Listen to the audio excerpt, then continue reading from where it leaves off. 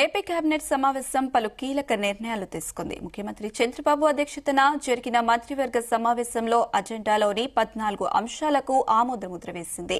ముఖ్యంగా పంచాయతీరాజ్, గ్రామీణాభివృద్ది శాఖల్లో డీపీఓలకు నేరుగా రిపోర్ట్ చేసేలా కేడర్లో మార్పు చేర్పుల నిర్ణయానికి కేబినెట్ ఆమోదం తెలిపింది.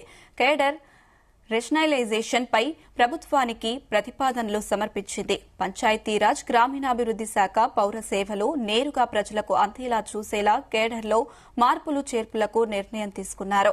ఇక ఏపీ ప్రైవేటు యూనివర్సిటీల చట్ట సవరణ బిల్లు 2025 పై ఉన్నత విద్యాశాఖ ప్రతిపాదనలకు కేబినెట్ గ్రీన్ సిగ్నల్ ఇచ్చింది. మరోవైపు కుప్పం నియోజకవర్గంలో 5 కోట్లతో డిజిటల్ హెల్త్ సర్వే సెంటర్ ఏర్పాటుపై వైద్యారోగ్య శాఖ ప్రతిపాదనకు ఏపీ కేబినెట్ ఆమోదం తెలిపింది. సెంట్రల్ ఫుల్లో 372 సివిల్ అసిస్టెంట్ సర్జన్ పోస్టుల కోసం కేబినెట్కు వైద్యారోగ్య శాఖ ప్రతిపాదనలు సమర్పించగా వాటికి ఆమోదముద్ర వేసింది.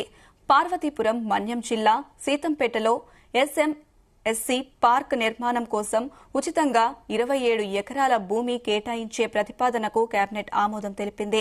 మరోవైపు రాజమహేంద్రవరంలో వ్యవసాయ కళాశాల నిర్మాణానికి ఉచితంగా 10 ఎకరాల భూమి కేటాయింపునకు గ్రీన్ సిగ్నల్ ఇచ్చింది. గీత కార్మికులకు కేటాయించిన 335 మద్యం దుకాణాలలో 4 దుకాణాల్ని సొంటి కులాల వారికి కేటాయిస్తూ చేసిన సవరణ ఆమోదించింది cabinet. 2024-29 AP tourism land allotment policy ప్రతిపాదనలకు ఏపీ కేబినెట్ గ్రీన్ సిగ్నల్ ఇచ్చింది.